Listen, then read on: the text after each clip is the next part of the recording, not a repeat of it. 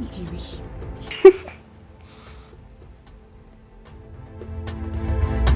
Il faut qu'on vérifie qui il est vraiment ce Demba. Est-ce qu'il est un Laobé aussi comme Fama? Je me demande si elle et Demba ne sont pas, voilà, complices quoi. Il faut vérifier s'ils ne sont pas de la même famille. Le destin vient de réunir Tamara et Marianne. Il faut dire que Marianne intervient dans la vie de Tamara au bon moment, hein.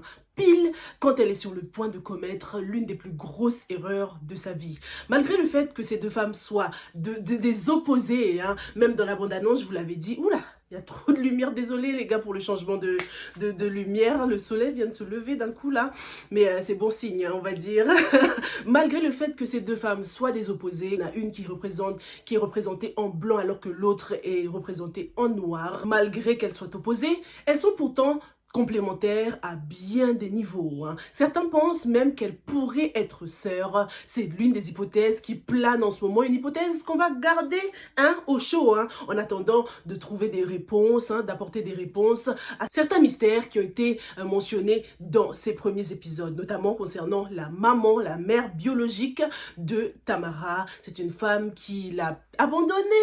Pourquoi elle est partie, on ne sait pas encore, mais on se doute déjà qu'elle va revenir. Est-ce qu'elle a un lien avec Marianne? Ça, c'est encore une question qu'on se pose. En tout cas, dès que Tamara a croisé la route de Marianne, il y a tout de suite eu ce petit quelque chose. Tamara a tout de suite ressenti le besoin de compter Marianne parmi ses amis. Il y a eu ce feeling, un truc qui arrive vraiment rarement, hein. C'est pas tous les jours que, voilà, après avoir aidé quelqu'un, tu décides de l'inviter chez toi à ton anniversaire, hein, une fête quand même privée et très très personnelle. Cette scène d'ailleurs où Tamara vole à la rescousse de Marianne comme ça, nous dévoile un côté de sa personnalité, hein. C'est quelqu'un au grand cœur, une fille qui, malgré ses mauvais choix de vie, malgré le fait qu'elle peut souvent être influençable, a beaucoup de bons côtés qu'elle devrait, hein, développer. Il suffirait qu'elle s'entoure des bonnes personnes en fait, pour que ce côté d'elle shine encore plus. Tamara, ce n'est pas seulement la fille qu'on a vue dans le premier épisode, hein, la vaniteuse qui kiffe son corps, qui a confiance en elle, tout ça.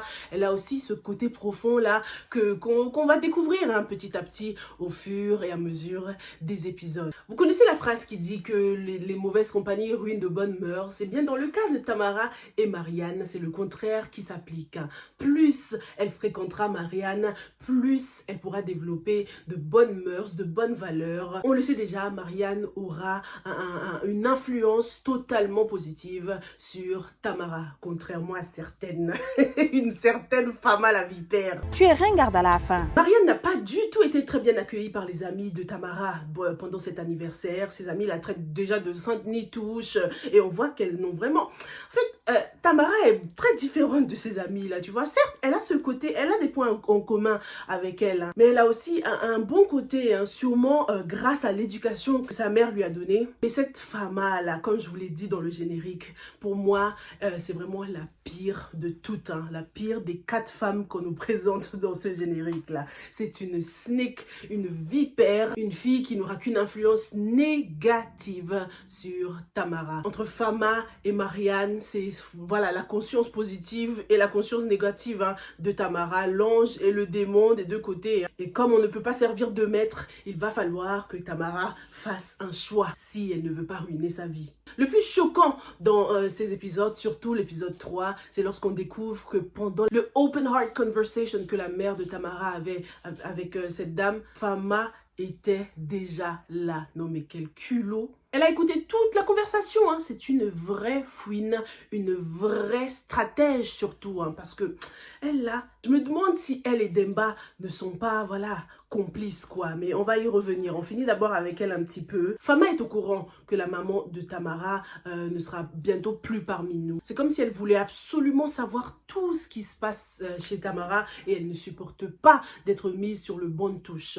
Comment peux-tu t'offenser, surtout après ce que tu sais concernant la maladie de sa mère? Comment tu peux avoir cette réaction lorsque Tamara choisit de donner cette première part à sa mère? Tamara est vraiment aveuglée, c'est vraiment pas Quel genre d'amis l'entoure, hein, celle-là. Fahma ne supporte pas d'être relayée au second plan. Et concernant la maladie de la maman, j'espère juste qu'elle ne va pas ressortir ça d'un coup comme ça à Tamara pour la blesser en mode « Oh, de toute façon, ta mère sera bientôt plus là. Elle n'a pas son mot à dire concernant ton avenir. Elle serait tellement capable. » Elle lui met tellement la pression pour qu'elle se marie vite avec Demba. La petite question qu'on se pose, c'est est-ce que Fahma serait capable de séduire Demba? C'est possible, hein, parce qu'elle veut tellement prendre la place de Tamara. Dès le premier épisode, elle nous l'a dit. Ça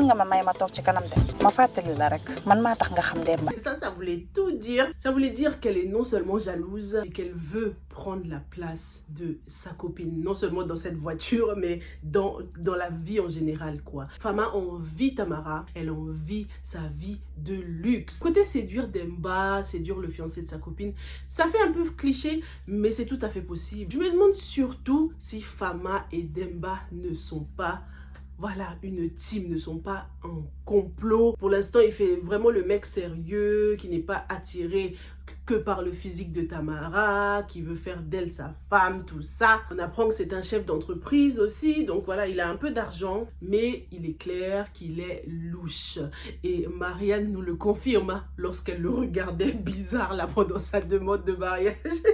Pourquoi cet homme insiste à vouloir prendre Tamara pour épouse malgré le désaccord de sa mère quand même. S'il l'aime vraiment, il peut patienter qu'elle se fasse une carrière avant de l'embarquer dans un mariage. Demba, c'est le genre d'homme, dès qu'il t'épouse, il change de visage, fini les sorties, voilà, tu deviens une housewife, t'as le droit à rien. Zéro épanouissement, faut vraiment se méfier de lui. J'espère, hein, que ce n'est pas Fahma qui est derrière tout ça, les gars. Fahma, c'est un personnage qui veut absolument sortir de la pauvreté. Elle est prête à tout pour avoir, voilà, un certain lifestyle. Aujourd'hui, elle sait que la maman de Tamara est sur le point de, voilà, qu'elle ne vivra pas longtemps. Si cette maman décède, Tamara sera la seule héritière de cette famille, quoi. Si Tamara épouse quelqu'un, cet homme pourra également hériter de la fortune de Tamara. Il faut qu'on vérifie qui il est vraiment, ce Demba. Est-ce qu'il est un Laobé aussi comme Fahma? Il faut vérifier s'ils ne sont pas de la même famille. Fahma serait capable de manigancer ce mariage, cette union entre Tamara et Demba, juste pour pouvoir hériter de sa fortune.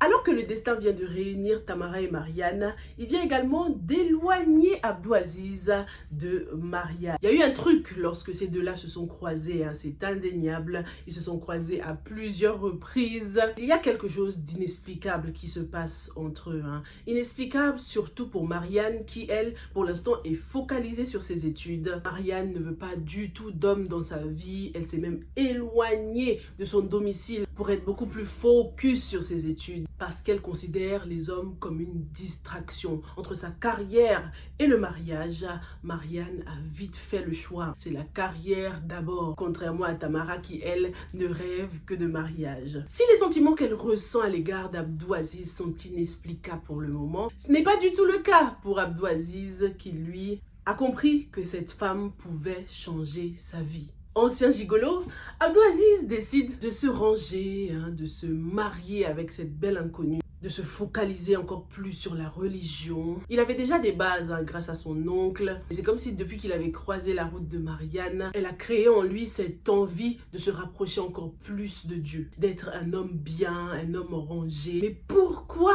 elle? Voilà, ce sont des choses inexplicables. Hein. C'est parce qu'en plus, elle est grave jeune. Hein. Elle est encore au lycée, elle est en terminale, elle n'a même pas encore eu le bac. Alors que lui est beaucoup plus accompli, il est à la tête d'un cabinet d'avocats. Le cœur a ses raisons, comme on dit. En plus, les deux n'arrêtent pas de faire les mêmes rêves de mariage. Ça peut être troublant, hein, de faire des rêves comme ça de mariage avec quelqu'un que tu connais même pas, t'as croisé comme ça dans la rue, tu commences à rêver de lui, rêver que tu te maries carrément avec lui. Marianne, c'est pourtant éloignée, hein, pour éviter toute distraction avec les hommes, le mariage, tout ça. Pourtant, il y a toujours, voilà, cet homme qui trouble ses nuits. Et le pire ici, c'est que arrivé chez son oncle, il y a encore des hommes qui flashent sur elle. C'est quoi votre problème avec Marianne, hein? Vous avez un fantasme avec les femmes voilées? C'est comment là? En plus, c'est jamais les hommes de son âge, hein, les lycéens là. Toujours des grands papas comme ça là qui flashent sur elle. Malgré son apparence modeste, passe-partout, malgré qu'on la remarque pas, il y a toujours des hommes qui la dérangent. C'est grave quand même. La série nous présente notre quatrième personnage. Il s'agit de Fatima qui est mariée à Abdou Rahim. Fatima! Raïm est tellement aveuglé par l'amour qu'il porte pour sa femme qu'il ne voit pas du tout ses défauts. En même temps, il est à la tête il est chef d'entreprise depuis la mort de son père. Il bosse tellement dur qu'il n'a pas forcément le temps de constater tout ce qui se passe chez lui, quoi. Sa priorité à lui, c'est s'assurer que sa famille est confortable financièrement. Impossible de surveiller tous les moindres faits et gestes de sa femme ou de sa mère ou encore de sa cousine. Mais Raïm devrait quand même apprendre à faire beaucoup plus confiance en sa mère et en sa cousine aussi. Et même si, bon, la cousine, là, on va voir si elle n'est pas en kiff sur Abdourahim. Concernant Fatima, en tout cas, comme je vous l'ai dit dans l'analyse, elle me faisait penser à une fille matérialiste. Et ça se confirme dans ces premiers épisodes-là. Elle a épousé Raïm, non pas par amour, mais pour son argent. Parce qu'en fait, elle est issue d'une famille riche, Fatima. Sauf que son père est décédé. Et lorsque son père est décédé, son niveau de vie n'a plus été pareil. Il fallait donc qu'elle se trouve, une bouée de sauvetage qui s'appelle Raïm. Un homme riche qui pourrait l'aider à maintenir ce lifestyle même après la mort de son père. Surtout qu'on voit qu'elle est influenceuse, présente sur les réseaux sociaux, donc elle tient trop à son image. Elle brille de mille feux, elle a une belle apparence alors qu'à l'intérieur c'est tout noir. Dites-moi ce que vous avez pensé de ces premiers épisodes. Est-ce que vous aussi vous pensez que Tamara et Marianne pourraient être des sœurs? Dites-moi tout et on se retrouve dans la prochaine. Stay safe and stay blessed. Bye!